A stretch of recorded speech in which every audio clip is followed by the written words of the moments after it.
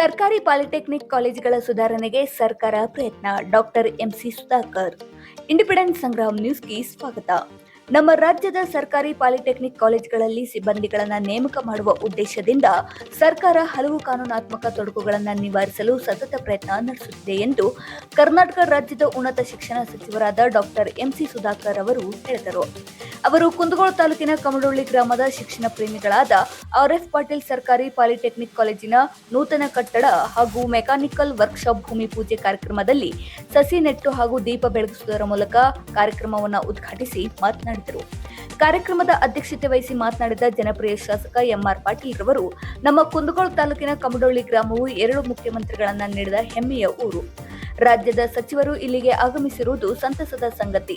ಈ ಕಾಲೇಜು ಇನ್ನಷ್ಟು ಅಭಿವೃದ್ಧಿ ಹೊಂದಬೇಕು ಎಂದು ಹೇಳಿದರು. ಭೂಮಿದಾನಿಗಳಾದ ಹನುಮಂತಗೌಡ ಪಾಟೀಲ್ ರವರ ಸಹೋದರರಾದ ವೀರನ್ಗೌಡ ಪಾಟೀಲ್ ರವರು ಮಾತನಾಡಿ, ಉನ್ನತ ಶಿಕ್ಷಣಕ್ಕಾಗಿ ವಿದ್ಯಾರ್ಥಿಗಳು ಬೇರೆ ಊರಿಗೆ ಹೋಗಬಾರದು. ನಮ್ಮ ಊರಿಗೆ ಡಿಗ್ರಿ ಕಾಲೇಜು ಮಂಜೂರು ಮಾಡಬೇಕು. ಅದಕ್ಕಾಗಿ ಇನ್ನೂ 4 ಎಕರೆ ಕೃಷಿ ಭೂಮಿಯನ್ನ ದಾನವಾಗಿ ನೀಡುವ ಭರವಸೆ ನೀಡಿದರು. ಈ ಸಂದರ್ಭದಲ್ಲಿ ಡಾಕ್ಟರ್ ಎಚ್.ಸಿ. ಪಾಟೀಲ್, ಎಫ್.ಎಲ್. ಪಾಟೀಲ್, ಶಂಕರಗೌಡ ಪಾಟೀಲ್, ಶಿವಮೂರ್ತಿ ತೋಟದ್, ಸಿ.ಜಿ. ಜುಟ್ಟಲ್, ಅನಿಲ್ ಕುಮಾರ್ ಪಾಟೀಲ್ ಸೇರಿದಂತೆ ಅನೇಕ ಗಣ್ಯರು ಉಪಸ್ಥಿತರಿದ್ದರು. ಕಾರ್ಯಕ್ರಮದಲ್ಲಿ ಎಲ್ಲ ಗಣ್ಯರನ್ನ ಪ್ರೊಫೆಸರ್ ಅಕ್ಷತಾ ಜನ್ನು ಸ್ವಾಗತಿಸಿದರು. ಸರ್ಕಾರಿ ಪಾಲಿಟೆಕ್ನಿಕ್ ಕಾಲೇಜಿನ ಪ್ರಾಚಾರ್ಯರಾದ ಅಶೋಕ್ ಕಬ್ಬೇರ್ ಪ್ರಾಸ್ತಾವಿಕವಾಗಿ ಮಾತನಾಡಿದರು. ಪ್ರೊಫೆಸರ್ ರಾಜಶೇಖರ್ ರೊಟಗವಾಡ್ ಕಾರ್ಯಕ್ರಮವನ್ನ ನಿರೂಪಿಸಿದರು. ಗ್ರಾಮದ ಹಿರಿಯರು, ಕಿರಿಯರು, ಉಪನ್ಯಾಸಕರು, ಸಿಬ್ಬಂದಿ ವರ್ಗದವರು ಹಾಗೂ ವಿದ್ಯಾರ್ಥಿಗಳು ಕಾರ್ಯಕ್ರಮದಲ್ಲಿ ಭಾಗವಹಿಸಿದ್ದರು. ಈ ಒಂದು ನಮ್ಮ ಸಂಸ್ಥೆ ಬಹಳ ಒಂದು ಸಂತೋಷ ಪಡುವಂತಹ ಸುದಿನ. ಯಾಕಂತ ಹೇಳಿದ್ರೆ ಇಲ್ಲಿ ಹೆಚ್ಚುವರಿ ಕೊಠಡಿಗಳನ್ನು ಮಾನ್ಯ ಸಚಿವರ ಒಂದು ಪ್ರಯತ್ನದಿಂದ ಇಲ್ಲಿ ಮಂಜೂರು ಆಗಿರುತ್ತದೆ. ಅಲ್ಲದೆ ಇದೇನು ನಮ್ಮ ಸಂಸ್ಥೆ ಸುಮಾರು 2023-24ರಲ್ಲಿ ಪ್ರಾರಂಭವಾದಾಗ ಇಲ್ಲಿ ಬಹಳ ಕಡಿಮೆ ವಿದ್ಯಾರ್ಥಿಗಳ ವಿದ್ಯಾಭ್ಯಾಸ ಮಾಡ್ತಾ ಇದ್ರು. ತದನಂತರ ಪದೇ ಪದೇ ಹೆಚ್ಚಿಗೆ ಆಗ್ತಾ ಈಗ ಸುಮಾರು 300ಕ್ಕಿಂತ ಹೆಚ್ಚಿಗೆ ವಿದ್ಯಾರ್ಥಿಗಳು ನಮ್ಮ ಸಂಸ್ಥೆಯಲ್ಲಿ ವಿದ್ಯಾಭ್ಯಾಸ ಮಾಡ್ತಾ ಇದ್ದಾರೆ. ಅಲ್ಲದೆ ಮೊದಲನೇದಾಗಿ ಇಲ್ಲಿ ಬರೀ 2 ಬ್ರಾಂಚ್ಗಳು ಮಾತ್ರ ಪ್ರಾರಂಭ ಆಗಿತ್ತು. ಎಲೆಕ್ಟ್ರಾನಿಕ್ಸು, ಕಂಪ್ಯೂಟರ್ ಸೈನ್ಸ್ ಅಂತ ಹೇಳಿ, ಆಮೇಲೆ ಮೆಕ್ಯಾನಿಕಲ್ ಮತ್ತು ಕ್ಲೌಡ್ ಕಂಪ್ಯೂಟಿಂಗ್ ಅಂತ ಸ್ಟಾರ್ಟ್ ಆಯಿತು. ಈಗ ಒಟ್ಟಿಗೆ 4 ಬ್ರಾಂಚಸ್ ನಮ್ಮ ಸಂಸ್ಥೆಯಲ್ಲಿ ನಡೀತಾ ಇದೆ. ನಾವು ಇಲ್ಲಿ ಈ ಸಂಸ್ಥೆಗೆ ಬಂದ ಮೇಲೆ ಇಲ್ಲಿ ಒಳ್ಳೆ ಸುಂದರವಾದ ಕಟ್ಟಡ ಇತ್ತು. ಅದರ ತಕ್ಕಂಗೆ ವಿದ್ಯಾರ್ಥಿಗಳು ಸ್ವಲ್ಪ ಕಡಿಮೆ ಇದ್ದರು. ಆದರೆ ವಿದ್ಯಾರ್ಥಿಗಳ ಸಂಖ್ಯೆ ಜಾಸ್ತಿ ಆದಾಗ ಕಟ್ಟಡ ಕೊರತೆ ಆಗತ್ತೇನೋ ಅನ್ನೋ ಒಂದು ಆತಂಕ ಇತ್ತು. ಆದರೆ ನಮ್ಮ ಗಣ ಸರ್ಕಾರದ ಮಾನ್ಯ ಸಚಿವರು ಹಾಗೂ ಶಾಸಕರು ಎಲ್ಲ ಪ್ರಯತ್ನ ಮಾಡಿ ಇಲ್ಲಿ ನಮಗೆ ಅನುದಾನ ಬಿಡುಗಡೆ ಮಾಡಿ ಹೆಚ್ಚುವರಿ ಕೊಠಡಿಗಳನ್ನು ಕೊಡ್ತಾ ಇದ್ದಾರೆ. ಆ ಸಂದರ್ಭದಲ್ಲಿ ಇವತ್ತಿನ ದಿನ ಎಲ್ಲ ಗಣ್ಯರು ಸೇರಿ ಭೂಮಿ ಪೂಜೆ ಕಾರ್ಯಕ್ರಮವನ್ನು ಏರ್ಪಡಿಸಿದ್ದಾರೆ. ಅವರೆಲ್ಲರಿಗೂ, ಎಲ್ಲ ಗಣ್ಯರಿಗೂ, ಊರಿನ ಎಲ್ಲ ಹಿರಿಯರಿಗೂ ನಮ್ಮ ಸಂಸ್ಥೆಯ ಪರವಾಗಿ ನಾನು ತುಂಬು ಹೃದಯದ ಧನ್ಯವಾದಗಳನ್ನು ಅರ್ಪಣೆ ಮಾಡ್ತಾ ಇದ್ದೇನೆ. ಪೂಜ್ಯ ಅಮ್ಮನವರಾಗಿರ್ತಕ್ಕಂತಹ ರಾಯಮ್ಮ ಗೋಡ್ಸನಿ ಕೋಮ ವೆಂಕನಗೌಡರು ಪಾಟೀಲ್ ಹಾಗೂ ಪೂಜ್ಯ ದೊಡ್ಡಮ್ಮನವರಾಗಿರ್ತಕ್ಕಂತಹ ಶ್ರೀಮತಿ ರತ್ನಮ್ಮ ಗೋಡ್ಸನಿ ಫಕೀರಗೌಡರು ಪಾಟೀಲ್ ರವರ ಪಾದಕಮಲಗಳಿಗೆ ಶಿರಸಾಷ್ಟಾಂಗ ನಮಸ್ಕಾರಗಳನ್ನು ಸಲ್ಲಿಸ್ತಾ, ಕುಟುಂಬದ ಕಲಸದಂತಿರ್ತಕ್ಕಂತಹ ಈ ಇರುವರ ಈ ಶೈಕ್ಷಣಿಕ ಮನೋಭಿಲಾಷೆಯನ್ನ ಸಂಪೂರ್ಣವಾಗಿ ಪೂರ್ಣಗೊಳಿಸ್ತಕ್ಕಂಥ ನಿಟ್ಟಿನಲ್ಲಿ ತಮ್ಮ ತನು, ಮನ, ಧನದೊಂದಿಗೆ ಸಮರ್ಪಿಸಿಕೊಂಡು ಕಾರ್ಯಪ್ರವೃತ್ತರಾಗಿ ಇವತ್ತಿನ ದಿನ ಈ ಕಮಡೊಳ್ಳಿ ಗ್ರಾಮದ ಈ ಒಂದು ಪ್ರೌಢಶಾಲೆ ಹಾಗೂ ಆರ್ಎಫ್ ಪಾಟೀಲ್ ಸರ್ಕಾರಿ ಪಾಲಿಟೆಕ್ನಿಕ್ ಕಾಲೇಜುಗಳು ಈ ಹಂತಕ್ಕೆ ಬಂದು ನಿಲ್ಲಲಿಕ್ಕೆ ಪ್ರೀತಿಯ ಅಣ್ಣನವರಾಗಿರ್ತಕ್ಕಂತಹ ಶ್ರೀ ಹನುಮಂತಗೌಡರು ವೆಂಕನಗೌಡರು ಪಾಟೀಲ್ ರವರ ಒಂದು ಮೂಲ ಜವಾಬ್ದಾರಿ, ಅವರ ಒಂದು ಅನುಪಸ್ಥಿತಿಯಲ್ಲಿ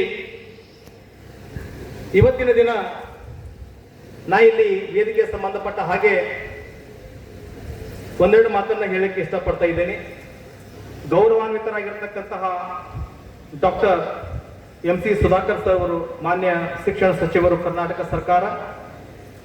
ಅದೇ ತೆರನಾಗಿ ನಮ್ಮ ಕುಂದಗೋಳ ವಿಧಾನಸಭಾ ಕ್ಷೇತ್ರದ ಜನಪ್ರಿಯ ಶಾಸಕರು ಆಗಿರ್ತಕ್ಕಂತಹ ಶ್ರೀ MR ಪಾಟೀಲ್ ಸರ್ ಅವರು,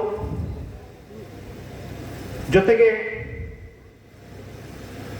ನಮ್ಮ ಗ್ರಾಮದ ಹಿರಿಯರು ಆಗಿರ್ತಕ್ಕಂಥ ಅಣ್ಣನವರಾದ ಶ್ರೀ ಪಕ್ಕಿರಗೌಡರು ಲಿಂಗನಗೌಡರು ಪಾಟೀಲ್ ರವರು, ಅದೇ ತೆರನಾಗಿ ಗ್ರಾಮದ ಮತ್ತೋರ್ವ ಹಿರಿಯರಾಗಿರ್ತಕ್ಕಂಥ ಶ್ರೀ ಚಂದ್ರಶೇಖರ್ ಗೋವಿಂದಪ್ಪ ಜುಟ್ಟಲಣ್ಣವರವರು, ರಾಜಕೀಯ, ಸಾಮಾಜಿಕ ಮತ್ತು ಆರ್ಥಿಕ ಈ ಮೂರು ಕ್ಷೇತ್ರಗಳಲ್ಲೂ ಕೂಡ ತನ್ನದೇ ಆಗಿರ್ತಕ್ಕಂಥ ಒಂದು ಕೊಡುಗೆ ಅಂತಕ್ಕಂಥದ್ದು ಇರ್ತಾ ಇದೆ.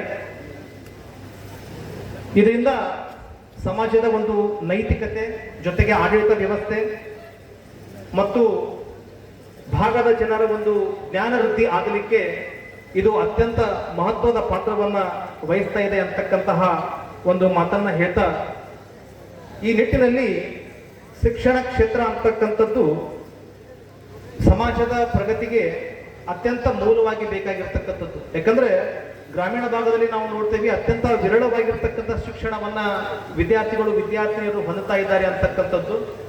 ಆದರೆ ಇವತ್ತಿನ ದಿನ ಈ ಒಂದು ಶಿಕ್ಷಣವನ್ನ ಪಡೆಯುವುದರ ಮುಖಾಂತರವಾಗಿ ಸಮಾಜವನ್ನ ಜಾಗೃತಗೊಳಿಸ್ತಕ್ಕಂಥ ಒಂದು ಕೆಲಸವನ್ನ ಸದೃಢವಾಗಿರ್ತಕ್ಕಂಥ ಗ್ರಾಮ, ತಾಲೂಕು, ಜಿಲ್ಲೆ, ರಾಜ್ಯ ಹಾಗೂ ದೇಶಗಳನ್ನ ಕಟ್ಟಲಿಕ್ಕೆ ಇದು ಸಾಧ್ಯ, ಶಿಕ್ಷಣ ಕ್ಷೇತ್ರ ಸಾಧ್ಯ ಅಂತಕ್ಕಂಥ ಒಂದು ಮಾತನ್ನ ನಾನು ಇಲ್ಲಿ ಹೇಳಲಿಕ್ಕೆ ಇಷ್ಟಪಡ್ತಾ ಇದ್ದೀನಿ. ಈ ನಿಟ್ಟಿನಲ್ಲಿ ಶಾಲಾ ಕಾಲೇಜುಗಳು, ವಿಶ್ವವಿದ್ಯಾಲಯಗಳು ವಿದ್ಯಾರ್ಥಿಗಳಿಗೆ ಬೇಕಾಗಿರ್ತಕ್ಕಂತಹ ಜ್ಞಾನ ಮತ್ತು ಕೌಶಲ್ಯಗಳನ್ನ ಇಲ್ಲಿ ನೀಡ್ತಕ್ಕಂತಹ ಕಾರ್ಯವನ್ನ ಮಾಡ್ತಾ ಇದೆ. ಶಿಕ್ಷಣದಿಂದ ವ್ಯಕ್ತಿ ಜಾಗೃತನಾಗಿ ಉತ್ತಮ ನಾಗರಿಕತೆಯನ್ನ ಹೊಂದಲಿಕ್ಕೆ ಕೂಡ ಸಾಧ್ಯ ಅಂತಕ್ಕಂಥ ಮಾತನ್ನ ಹೇಳ್ತಾ, ಈ ನಿಟ್ಟಿನಲ್ಲಿ ಈ ಒಂದು ಭೂದಾನವನ್ನ ಅಣ್ಣನವರಾದ ಶ್ರೀ ಹನುಮಂತಗೌಡ ಗೋವಿಂದಗೌಡ ಪಾಟೀಲ್ ರವರು ನಮ್ಮ ದೊಡ್ಡಮ್ಮನವರಾಗಿರ್ತಕ್ಕಂತಹ ಶ್ರೀಮತಿ ರತ್ನಮ್ಮ ಗೌಡ್ಶಾನಿ ಪಕ್ಕಿರಗೌಡ ಪಾಟೀಲ್ ಇವರ ಹೆಸರಿನಲ್ಲಿ ಈ ಒಂದು ಭೂದಾನವನ್ನ 4 ಎಕರೆ ಭೂದಾನವನ್ನ ಮಾಡಿರ್ತಕ್ಕಂಥದ್ದು. ಇದರಿಂದ ಏನು ಗೊತ್ತಾಗ್ತತಿ ಅಂದ್ರೆ, ಆ ದಾನಿಗಳಲ್ಲಿ ಇರ್ತಕ್ಕಂಥ ಒಂದು ಮಾನವೀಯತೆ, ಒಂದು ದಾನಶೀಲತೆ, ಒಂದು ಸಮಾಜ ಸೇವೆಯ ಒಂದು ಗುಣಲಕ್ಷಣಗಳು ಇಲ್ಲಿ ಅಭಿವ್ಯಕ್ತ ಆಗ್ತವೆ. ಯಾಕಂದ್ರೆ ದಾನ ಅಂತಕ್ಕಂಥದ್ದು ಅಷ್ಟು ಸರಳವಾಗಿ ಕೂಡ ಯಾರಲ್ಲಿನೂ ಕೂಡ ಮೈಗೂಡಿಸಿಕೊಂಡು ಬಂದಿರತಕ್ಕಂಥದ್ದು ಅಲ್ಲ. ಹೀಗೆ ಈ ನಿಟ್ಟಿನಲ್ಲಿ ಜಾಗೃತವಾಗಿ ಕಾರ್ಯವನ್ನ ಮಾಡಿದ್ರು ನಿಜ, ಅದರ ಜೊತೆಗೇನೆ ಸರ್ಕಾರ ಕೂಡ ಅದಕ್ಕೆ ಸ್ಪಂದನೆಯನ್ನ ಮಾಡ್ತಕ್ಕಂಥದ್ದು ಅತ್ಯಂತ ಮಹತ್ವ. ನಾವು ನಮ್ಮ ಪ್ರೌಢಶಾಲೆಯಿಂದ ಇರ್ತಕ್ಕಂಥ ಸ್ಟ್ರೆಂತ್ಗಳನ್ನ ಎಲ್ಲ ಮಾಹಿತಿಯನ್ನ ತೆಗೆದುಕೊಂಡು ಹೋಗಿ ಇಲಾಖೆಗೆ ಕೊಟ್ಟಿದ್ದು ಆಯಿತು. ಅವ್ರು ಬಂದು ಇಲ್ಲಿ ಇನ್ಸ್ಪೆಕ್ಷನ್ ಮಾಡ್ತೀವಿ ಅಂತ ಹೇಳಿದ್ರು, ಮಾಡಲಿಲ್ಲ. ಸುಮಾರು ಸಂಘ ಸಂಸ್ಥೆಗಳಿಗೂ ಕೂಡ ನಾವು ಅಪ್ರೋಚ್ ಮಾಡಿದ್ವಿ, ಅಂದ್ರೆ 2 ಎಕರೆ ದಾನವನ್ನ ಮಾಡ್ತೀವಿ ಅಂತೇಳಿ. ಆದ್ರೆ ಅಲ್ಲಿನೂ ಕೂಡ ನಮಗೆ ಸ್ಪಂದನೆ ಪೂರ್ಣ ಪ್ರಮಾಣದಲ್ಲಿ ಸಿಗ್ಲಿಲ್ಲ. ಆದ್ರೆ ಕೊನೆಗೆ ನಾವು ಆಗಿನ ಕಾಲದ ಮಾನ್ಯ ಶಾಸಕರಾಗಿರ್ತಕ್ಕಂತಹ ಶ್ರೀ ಶಿವಳ್ಳಿ ಸರ್ ಅವರನ್ನ ಅಪ್ರೋಚ್ ಮಾಡಿದಾಗ ಅವರು ಆಗಲೇ ಏನ್ ಮಾಡಿದ್ರು ಅಂದ್ರೆ, ಒಂದು ಪಾಲಿಟೆಕ್ನಿಕ್ ಕಾಲೇಜ್ ಹಾಗೂ ಒಂದು ಗರ್ಲ್ಸ್ ಕಾಲೇಜನ್ನ ಪ್ರಸ್ತಾವನೆ ಸಲ್ಲಿಸಿದ್ರು ಸರ್ಕಾರಕ್ಕೆ.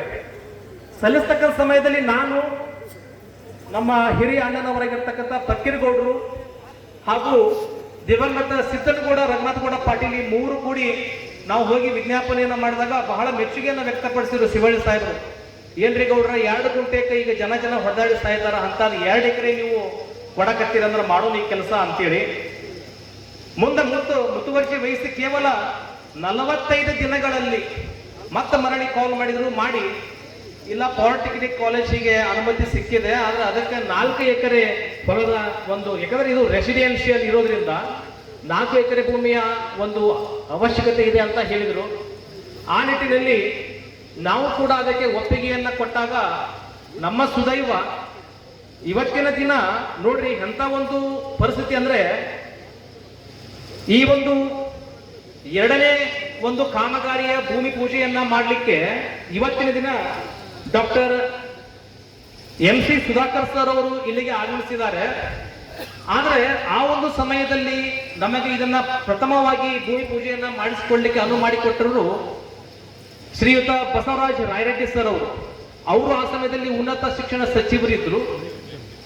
ಜೊತೆಗೆ ಅವರ ಹತ್ರನೇ ನಮ್ಮ ಒಬ್ಬ ಅಣ್ಣನವರಾಗಿರ್ತಕ್ಕಂಥ ಶ್ರೀಯುತ ಜಗದೀಶ್ ತಂಬಾಕದವರ ಅಳಿಯರಾಗಿರ್ತಕ್ಕಂತಹ ಪ್ರವೀಣ್ ಕುಮಾರ್ ಜಿ ಅಂತಕ್ಕಂತಹ ಅಸಿಸ್ಟೆಂಟ್ ಕಮಿಷನರ್ ಅಲ್ಲಿ PS ಆಗಿ ಕಾರ್ಯವನ್ನ ಮಾಡ್ತಾ ಇದ್ರು. ಇಂದಿನ ಮಾನ್ಯ ಸಿದ್ದರಾಮಯ್ಯ ಸಾಹೇಬರ ಅವಧಿ, ಮುಖ್ಯಮಂತ್ರಿಗಳ ಅವಧಿಯಲ್ಲಿ ಇಂದಿನ ಅವಧಿ 2013ರಿಂದ 2018ರ ಅವಧಿಯಲ್ಲಿ ಈಗಾಗಲೇ ಹೇಳಿದಾಗೆ ಮಾನ್ಯ ಬಸವರಾಜ ರಾಯರೆಡ್ಡಿ ಅವರು ಉನ್ನತ ಶಿಕ್ಷಣ ಸಚಿವರಾಗಿದ್ದ ಸಂದರ್ಭದಲ್ಲಿ ಇಡೀ ರಾಜ್ಯದಲ್ಲಿ 25 ಹೊಸ ಪಾಲಿಟೆಕ್ನಿಕ್, ಸರ್ಕಾರಿ ಪಾಲಿಟೆಕ್ನಿಕ್ ಪ್ರಾರಂಭ ಮಾಡುವಂಥದ್ದಕ್ಕೆ ಬಜೆಟ್ ಅಲ್ಲಿ ಘೋಷಣೆ ಮಾಡಿರ್ತಕ್ಕಂಥದ್ದು ನಮಗೂ ನಿಮಗೂ ಗೊತ್ತಿರ್ತಕ್ಕಂಥ ವಿಚಾರ. ಇದು ಘೋಷಣೆ ಆದ ನಂತರ ಸುಮಾರು ಈಗಾಗಲೇ 16 ಪಾಲಿಟೆಕ್ನಿಕ್ ಈಗಾಗಲೇ ಕಾರ್ಯಾರಂಭ ಆಗಿದೆ. ಇನ್ನು ಉಳಿದಂತ ಕೆಲವುಗಳನ್ನ ಈಗ ನಾವು ಪ್ರಾರಂಭ ಮಾಡ್ತಾ ಇದ್ದೇವೆ. ಈ 2-3 ವರ್ಷದಲ್ಲಿ ನಾವು ಒಂದೊಂದಾಗಿ ಪ್ರಾರಂಭ ಮಾಡ್ಕೊಂಡು ಬಂದಿದ್ದೇವೆ. ಇನ್ನ 2 ಕಟ್ಟಡ ಕಾಮಗಾರಿ ಆಗ್ತಾ ಇದೆ. ಒಂದು ಮಾಗಡಿ ಮತ್ತು ಇನ್ನೊಂದು ಟಿ ನರಸೀಪುರ ಅಂತ ಕಾಣುತ್ತೆ. ಟಿ ನರಸೀಪುರ ಇವೆರಡು ಉಳಿದ, ಇನ್ನ 25ರಲ್ಲಿ 2 ಉಳಿತದೆ. ಇನ್ನು ಉಳಿದಂಗೆ ಈ ವರ್ಷ ಸುಮಾರು 7-8 ಪಾಲಿಟೆಕ್ನಿಕ್ಗಳನ್ನ ಕಟ್ಟಡ ಕಾಮಗಾರಿ ಆಗಿರ್ತಕ್ಕಂಥದ್ದನ್ನ ಈ ವರ್ಷ ಅಂದ್ರೆ 2026-27ನೇ ಸಾಲಿನಲ್ಲಿ ಕನಿಷ್ಠ 4 ವಿಷಯಗಳ 4 ಕೋರ್ಸ್ಗಳಲ್ಲಿ ಪ್ರಾರಂಭ ಮಾಡಬೇಕು ಅಂತಕ್ಕಂಥ ಒಂದು ಪ್ರಯತ್ನ ಮಾಡ್ತಾ ಇದ್ದೀವಿ. ಈಗಾಗಲೇ AICTEಗೆ ಅನುಮೋದನೆಗೆ ಈಗಾಗಲೇ ಪ್ರಸ್ತಾವನೆ ಸಲ್ಲಿಸಿದ್ದೀವಿ. ಅವರು ಕೂಡ ಅಲ್ಲಿ ಬಂದು ಏನೋ ಕಾಲೇಜುಗಳಲ್ಲಿ ಅವರು ಇನ್ಸ್ಪೆಕ್ಷನ್ ಅನ್ನ ಮಾಡಿ ಅವರು ಈಗ ನಮಗೆ ಅಂತಿಮವಾಗಿ ಅನುಮತಿಯನ್ನ ಕೊಡಬೇಕಾಗಿದೆ. ರಾಜ್ಯದಲ್ಲಿ ಸುಮಾರು 107 ಪಾಲಿಟೆಕ್ನಿಕ್ಗಳು ಈಗಾಗಲೇ ಕಾರ್ಯ ನಿರ್ವಹಿಸ್ತಾ ಇದ್ದಾವೆ. ಇದರಲ್ಲಿ ಆಶ್ಚರ್ಯದ ವಿಷಯ ಏನಂದ್ರೆ ಸುಮಾರು 3 ಪಾಲಿಟೆಕ್ನಿಕ್ ಅಲ್ಲಿ ಕೇವಲ ಒಂದೇ ವಿಷಯ ನಡೀತಾ ಇತ್ತು. ಇಷ್ಟೆಲ್ಲ 8 ಕೋಟಿ ರೂಪಾಯಿ ಅವತ್ತು ವೆಚ್ಚ ಮಾಡಿ ಕಟ್ಟಿರ್ತಕ್ಕಂಥ ಪಾಲಿಟೆಕ್ನಿಕ್ ಅಲ್ಲಿ ಬರೀ 3 ಕೋರ್ಸ್ ನಡೀತಾ ಇತ್ತು. ಸುಮಾರು 13 ಪಾಲಿಟೆಕ್ನಿಕ್ ಅಲ್ಲಿ ಕೇವಲ 2 ಕೋರ್ಸ್ ನಡೀತಾ ಇತ್ತು. ಈ ರೀತಿ ಇನ್ನ ಕೆಲವು ಪಾಲಿಟೆಕ್ನಿಕ್ ಅಲ್ಲಿ 3 ಕೋರ್ಸ್ ಇತ್ತು. ಕನಿಷ್ಠ 4 ಕೋರ್ಸ್ ಇರ್ತಕ್ಕಂಥದ್ದು ಬಹಳ ಮುಖ್ಯವಾಗಿರ್ತಕ್ಕಂಥ ವಿಚಾರ. ಯಾಕಂದ್ರೆ ಇಷ್ಟೆಲ್ಲ ಮೂಲಭೂತ ಸೌಲಭ್ಯ ನಾವು ಮಾಡಿಕೊಟ್ಟ ಮೇಲೆ ಕನಿಷ್ಠ 4 ವಿಷಯಗಳಲ್ಲಿ ಪಾಲಿಟೆಕ್ನಿಕ್ ನಡೆಸದೇ ಇದ್ರೆ ಭವಿಷ್ಯ ಅದು ಮಾಡಿ ವ್ಯರ್ಥ ಆಗುತ್ತೆ. ಆದ್ರೆ ಇಲ್ಲಿ ಸಂತೋಷದ ವಿಚಾರ ಏನಂದ್ರೆ 2023ರಲ್ಲಿ ಪ್ರಾರಂಭ ಆಗಿರ್ತಕ್ಕಂಥದ್ದು, ಪ್ರಾರಂಭದಲ್ಲಿ 2 ಕೋರ್ಸ್ ಇದ್ದಿದ್ದು ಈಗ 3 ಆಗಿ ನಂತರ ಈಗ 4 ಆಗಿದೆ. ಅದೇ ರೀತಿ ವಿದ್ಯಾರ್ಥಿಗಳ ಸಂಖ್ಯೆನೂ ಹೆಚ್ಚಾಗಿದೆ. ನಾನು ಈ ಸಂದರ್ಭದಲ್ಲಿ ಇಲ್ಲಿರ್ತಕ್ಕಂಥ ಮುಖಂಡರಿಗೆ ಮತ್ತು ಇದಕ್ಕೆ ಹೆಚ್ಚು ಪ್ರಚಾರವನ್ನ ಕೊಟ್ಟಿರ್ತಕ್ಕಂಥ ಪ್ರತಿಯೊಬ್ಬರಿಗೂ, ಅದು ಕಾಲೇಜಿನ ಪ್ರಾಂಶುಪಾಲರಿಂದ ಹಿಡಿದು ಎಲ್ಲರಿಗೂ ನಾನು ಅಭಿನಂದನೆ ಸಲ್ಲಿಸ್ತೇನೆ. ಯಾಕಂದ್ರೆ ಈಗ 349 ಜನ ವಿದ್ಯಾರ್ಥಿಗಳು ಇಲ್ಲಿ ವಿದ್ಯಾಭ್ಯಾಸವನ್ನ ಮಾಡ್ತಾ ಇರ್ತಕ್ಕಂಥದ್ದು ಸಂತೋಷದ ವಿಚಾರ. ಆದ್ರೆ ಇಲ್ಲಿ ಲ್ಯಾಬೊರೇಟರೀಸ್ ಬೇಕು, ಲ್ಯಾಬ್ಗಳಿಗೆ ಸ್ಥಳ ಬೇಕು, ವರ್ಕ್ಶಾಪ್ ಮಾಡಬೇಕು, ಇವೆಲ್ಲ ಮಾಡುವಂಥದ್ದಿದೆ. ಮತ್ತು ಇನ್ನ ಹೆಚ್ಚುವರಿ ಕೊಠಡಿಗಳ ಅವಶ್ಯಕತೆ ಇದೆ. ವಿದ್ಯಾರ್ಥಿಗಳ ಸಂಖ್ಯೆ ಜಾಸ್ತಿ ಆದಷ್ಟು ಕೊಠಡಿಗಳ ಸಂಖ್ಯೆ ಆಗುತ್ತೆ. ಈಗ ಕಂಪ್ಯೂಟರ್ ಸೈನ್ಸ್ ಅಲ್ಲಿ 62 ಜನ, ಬಹುಶಃ ಸ್ಯಾಂಕ್ಷನ್ ಇರೋದು 61 ಕಾಣ್ತದೆ. ಸ್ಯಾಂಕ್ಷನ್ ಇರೋದು 60. ಈಗ ಸ್ಯಾಂಕ್ಷನ್ಗಿಂತ 2 ವಿದ್ಯಾರ್ಥಿಗಳು ಜಾಸ್ತಿ ಇದ್ದಾರೆ. ಎಲೆಕ್ಟ್ರಾನಿಕ್ಸ್ ಅಂಡ್ ಕಮ್ಯುನಿಕೇಶನ್ ಅಲ್ಲಿ 66 ಇದ್ದಾರೆ. ಆಶ್ಚರ್ಯ ಏನಂದ್ರೆ ಮೆಕ್ಯಾನಿಕಲ್, ಇವತ್ತು ಬಹಳಷ್ಟು ಕಡೆ ಮೆಕ್ಯಾನಿಕಲ್ ಅನ್ನ ಆಯ್ಕೆ ಮಾಡುವಂತಂದ್ರೆ ಕಮ್ಮಿ ಆಗಿದೆ. ಅದು ಇಂಜಿನಿಯರಿಂಗ್ ಕೋರ್ಸ್ ಅಲ್ಲಂತೂ ಮೆಕ್ಯಾನಿಕಲ್, ಸಿವಿಲ್ ಅನ್ನ ಎಲ್ಲ ಕೈ ಬಿಡುವಂತ ಪರಿಸ್ಥಿತಿ ಆಗಿದೆ. ಮೆಕ್ಯಾನಿಕಲ್ ಅಲ್ಲಿ 81 ಜನ ಆಯ್ಕೆ ಮಾಡಿದ್ದಾರೆ. ಬಹಳ ಸಂತೋಷದ ವಿಚಾರ, ಅಭಿನಂದನೆ ಸಲ್ಲಿಸ್ತೇನೆ ನಾನು. ಕ್ಲೌಡ್ ಕಂಪ್ಯೂಟಿಂಗ್ ಹೊಸ ವಿಷಯ, ಬರೀ 8 ಜನ ಆಯ್ಕೆ ಮಾಡ್ಕೊಂಡಿದ್ದಾರೆ. ಬಹುಶಃ ಮುಂದಿನ ಈ ಒಂದು ಶೈಕ್ಷಣಿಕ ವರ್ಷದಲ್ಲಿ ಅದನ್ನು ಹೆಚ್ಚಿನ ಜನ ಆಯ್ಕೆ ಮಾಡ್ಕೋಬೇಕಾಗತ್ತೆ. ಇವತ್ತಿನ ಕಾಲಕ್ಕೆ ಹೆಚ್ಚು ಬೇಡಿಕೆ ಇರ್ತಕ್ಕಂಥ ವಿಷಯ ಕ್ಲೌಡ್ ಕಂಪ್ಯೂಟಿಂಗ್ ಬಗ್ಗೆ ಆಯ್ಕೆ ಮಾಡುವಂಥದ್ದು ಬಹಳ ಮುಖ್ಯ ಇರ್ತಕ್ಕಂಥದ್ದು. ಇದ್ರ ಜೊತೆಯಲ್ಲಿ ಈಗ ಏನಾಗಿದೆ, ನಾವು ಈ ವರ್ಷ ಎಲ್ಲೆಲ್ಲಿ ಒಂದೊಂದು ಕೋರ್ಸ್ ಇದೆ, 2 ಕೋರ್ಸ್ ಇದೆ, 3 ಕೋರ್ಸ್ ಇದೆ, 4 ಇದೆ, ಮತ್ತೆ ಎಲ್ಲೆಲ್ಲಿ ಮೂಲಭೂತ ಸೌಲಭ್ಯಗಳು ಲಭ್ಯ ಇದ್ದಾವೆ ಅಲ್ಲೆಲ್ಲ ಹೆಚ್ಚುವರಿ ಕೋರ್ಸ್ಗಳನ್ನ ಕೊಡಬೇಕು ಅಂತ ಒಂದು ದೊಡ್ಡ ಪ್ರಯತ್ನ ಮಾಡ್ತಾ ಇದ್ವಿ. ಈಗಾಗಲೇ AICTE ಅದನ್ನ ಅನುಮೋದನೆ ಕಳಿಸಿದ್ವಿ.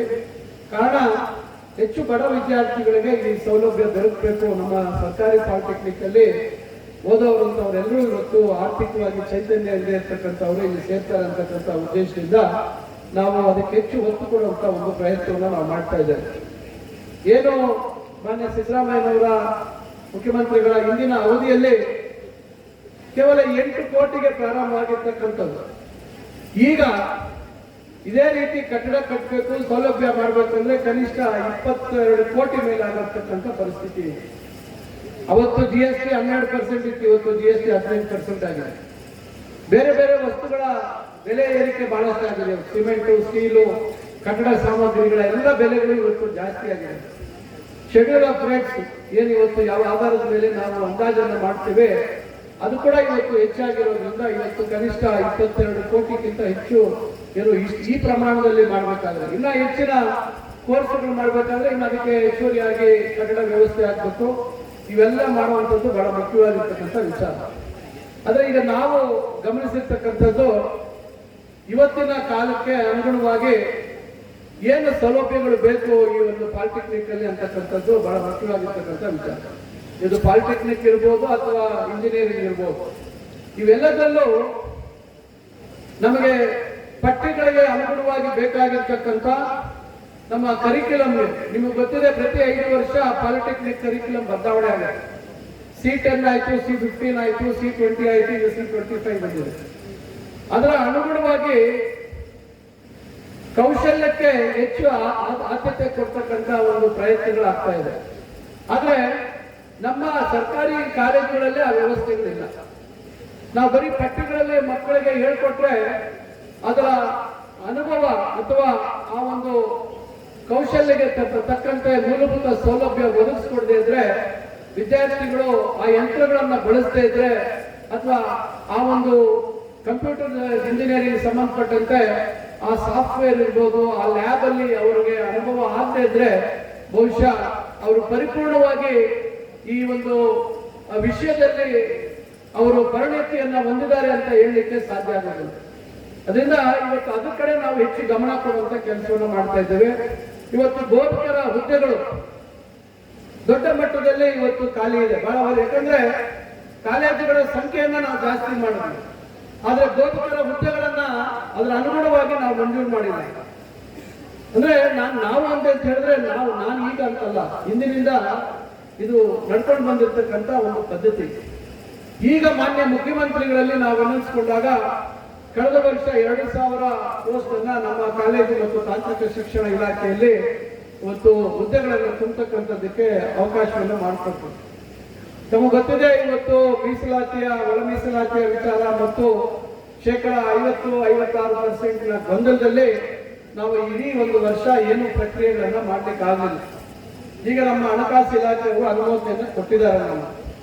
ಇವತ್ತು ಪಾಲಿಟೆಕ್ನಿಕ್ ವಿಷಯದಲ್ಲೇ ಸುಮಾರು 941 ಪೋಸ್ಟ್ ಅನ್ನ ತುಂಬತಕ್ಕಂಥದ್ದಕ್ಕೆ ಕಾರಣ AICTE ಅವರ ನಿಯಮಗಳು ಬಹಳ ಬಿಗಿಯಾಗಿರ್ತವೆ. ಆ ನಿಯಮಗಳು ಅವರು 60 ಜನ ಮಕ್ಕಳ ಒಂದು ಇಂಟೇಕ್ ಏನ್ ಕೊಡ್ತಾರೆ, ಒಂದು ಮಿತಿಯನ್ನ ಕೊಡ್ತಾರೆ, ಅದಕ್ಕೆ ನಿರ್ದಿಷ್ಟವಾಗಿ ಇಷ್ಟು ಜನ ಬೋಧಕರು ಇರಲೇಬೇಕು ಅಂತಕ್ಕಂಥ ನಿಯಮ ಇದೆ. ಆದ್ರೆ ನಮ್ಮ ಡಿಗ್ರಿ ಕಾಲೇಜಲ್ಲಿ UGCಯಲ್ಲಿ ಅಷ್ಟು ಕಠಿಣವಾದಂತ ಒಂದು ನಿಯಮಗಳಿಲ್ಲ. ನಾವು ಅತಿಥಿ ಉಪನ್ಯಾಸಕರನ್ನ ಬಳಸ್ಕೊಂಡು ಮಾಡಬಹುದು.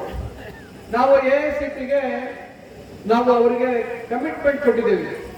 ನಾವು ಈ ನ್ಯೂನತೆಗಳನ್ನ ಸರಿ ಮಾಡ್ತೇವೆ, ನಮ್ದು ಸರ್ಕಾರಿ ವ್ಯವಸ್ಥೆ, ದಯವಿಟ್ಟು ನಮ್ಗೆ ಅನುಮತಿ ಕೊಡಿ ಅಂತ ಹೇಳಿ ಅವ್ರ ಹತ್ರ ಒಂದು ಷರತ್ತುಬದ್ಧವಾದಂತ ಒಂದು ಅನುಮತಿಯನ್ನ ಪಡಿತಕ್ಕಂಥ ಕೆಲಸಗಳು ಆಗಿದ್ದಾರೆ. ಆದ್ರೆ ಎಷ್ಟು ವರ್ಷ ಅಂತ ನಾವು ನಾಳೆ ಮಾಡ್ತೀವಿ ಅಂತ ಹೇಳ್ತಕ್ಕಂಥದ್ದಕ್ಕೆ ಸಾಧ್ಯ ಇಲ್ಲ. ಆ ಕಾರಣಕ್ಕಾಗಿ ಈಗ ಅದನ್ನ ನಾವು ಮಾಡಲೇಬೇಕು ಅಂತಕ್ಕಂಥ ಕಾರಣದಿಂದ ಹೆಚ್ಚು ಆದ್ಯತೆಯನ್ನ ಇವತ್ತು 941 ಪೋಸ್ಟ್ಗಳನ್ನ ಇವತ್ತು ನಾವು ಹುದ್ದೆಗಳನ್ನ ಪಾಲಿಟೆಕ್ನಿಕ್ ಅಲ್ಲಿ ತುಂಬುವಂತ ಕೆಲಸಕ್ಕೆ ನಾವು ಕೈ ಹಾಕಿದ್ದೀವಿ. ಈಗ ಸದ್ಯದಲ್ಲೇ ಅಧಿಸೂಚನೆಗಳನ್ನ ಹೊರಡಿಸ್ತೇವೆ. ಈಗಾಗಲೇ MC ಸುಧಾಕರ್ ಸಾಹೇಬರು ಬಹಳ ವಿವರವಾಗಿ ಇದು ನಡೆದ ಬಂದ ದಾರಿ, ಇದರಲ್ಲಿ ಏನು ಸಾಧಕ ಬಾಧಕಗಳನ್ನ ತಮ್ಮೆಲ್ಲರಿಗೂ ವಿವರವಾಗಿ ಹೇಳ್ಯಾರ. ನಾವು MC ಸುಧಾಕರ್ ಸಾಹೇಬ್ರ ಬಗ್ಗೆ ಬಹಳಷ್ಟು ಗೌರವ, ಯಾಕಂದ್ರೆ ಅವರು ಕೃಷ್ಣ ಬೈರೇಗೌಡರ ಸಂಬಂಧಿಕರು ಬೀಗರು. ಅವ್ರು ಹೆಂಗ್ ಅದಾರ ಇವರು ಹಂಗಾದ ಏನ್ ಹೇಳ್ತಾರ ಅರ್ಥ ಮಾಡೋದು. ರಾಜಕಾರಣದ ಕೆಲವೊಂದಿಷ್ಟು ಮಂದಿ ಯಾವುದನ್ನ ಸತ್ಯ ಅಂತಾರ ಅದನ್ನ ಮಾಡುವಂತ ಕೆಲಸವನ್ನು ಮಾಡ್ತಾರೆ. ಯಾಕಂದ್ರೆ ನಾನು ಕೃಷ್ಣ ಬೈರೇಗೌಡ ಸಾಹೇಬರಿಗೆ ಅಧಿವೇಶನದಾಗ ಒಂದು ಪ್ರಶ್ನೆ ಹಾಕಿದ್ದೆ. ಓಡಿ ಬಗ್ಗೆ ಸಮಸ್ಯೆ ಬಹಳ ಅಂದಾಗ ಇಮಿಡಿಯೇಟ್ ಕಮಿಷನರ್ ಅವರು ಕರೆಸಿ ಅದು ಸರಿ ಮಾಡ್ಬೇಕಂತ ಹೇಳಿದಾಗ ಇಡೀ ರಾಜ್ಯದ್ದು ಮಾಡಿಕೊಟ್ಟವ್ರು ನಮ್ಮ ಕೃಷ್ಣ ಬೈರೇಗೌಡ ಸಾಹೇಬ್. ರೈತರಿಗೆ ಸಹಾಯ ಆಗತ್ತಂದಾಗ ಅದರ ಏನು ತಪ್ಪದವನ್ನೆಲ್ಲ ತಿದ್ದುವಂತ ಕೆಲಸವನ್ನು ಮಾಡಿದ್ರೆ ಅದೇ ರೀತಿಯಾಗಿ MC ಸುಧಾಕರ್ ಸಾಹೇಬರನ್ನ ಅಧಿವೇಶನ ನಾನು ನೋಡ್ತೀನಿ. ಯಾವುದು ಸರಿ ಇರ್ತೈತಿ ಅದನ್ನ ಅಷ್ಟೇ ಮಾತಾಡುವಂಥದ್ದು, ಸುಮ್ಮನೆ ಯಾವ್ದಾದ್ರು ಹೇಳಿಕೆಯನ್ನು ಕೊಡೋದಾಗ್ಲಿ ಅದರ ಬಗ್ಗೆ ಪೂರ್ತಿ ಅರ್ಥ ಮಾಡ್ಕೊಂಡು ಹೇಳುವಂತ ಕೆಲಸವನ್ನು ಮಾಡಿದ್ದಾರೆ ಅನ್ನೋದು ತಪ್ಪಾಗಲಿಕ್ಕಿಲ್ಲ. ಈಗ ಕೌಶಲ್ಯ ಅಭಿವೃದ್ಧಿಯಿಂದ ಈಗಾಗಲೇ ಹೇಳಿದ್ರೆ ಇಂಜಿನಿಯರಿಂಗ್ ಬಹಳಷ್ಟು ಇನ್ನೂ ಕಾಲೇಜ್ ಒಳಗೆ ಸೀಟ್ಗಳು ಕಡಿಮೆ ಅದಾವ ಅಂತ. ಈಗ ಎಲ್ಲರಿಗೂ ಇನ್ಸ್ಟೆಂಟ್ ಆಗಿ ನೌಕರಿಗಳು ಬೇಕು. ಯಾಕಂದ್ರೆ 4-5 ವರ್ಷ ಕಲ್ತಾಗ ನಾವು ಸಿಗ್ತತೆ ಇಲ್ಲ ಅನ್ನೋಂಥ ಭರವಸೆ ಕೂಡ ಈಗ ಇರುವುದಿಲ್ಲ. ಆದ್ರೆ ಕೌಶಲ್ಯ ಅಭಿವೃದ್ಧಿ ಒಳಗೆ ಯಾರಾದ್ರೂ ಕೇಳಿದ್ರೆ ಪಾಲಿಟೆಕ್ನಿಕ್ ಆಯ್ಕೆ ಅಂದ್ರೆ ದೌಡ್ ಎಲ್ಲಿಯಾದ್ರೂ ನೌಕರಿ ಕೊಡುವಂತ ಕೆಲಸವನ್ನು ಮಾಡ್ತಾರೆ. ಈ ರೀತಿಯಾದಂತಹ ವ್ಯವಸ್ಥೆಯನ್ನ ಹಿಂದ ಬಸವರಾಜ ರಾಯರೆಡ್ಡಿ ಸಾಹೇಬರು ಶಿವಳ್ಳಿ ಅವರಿದ್ದಾಗ ಈ ಒಂದು ಕಾಲೇಜನ್ನು ಪ್ರಾರಂಭ ಮಾಡಿದ್ರು.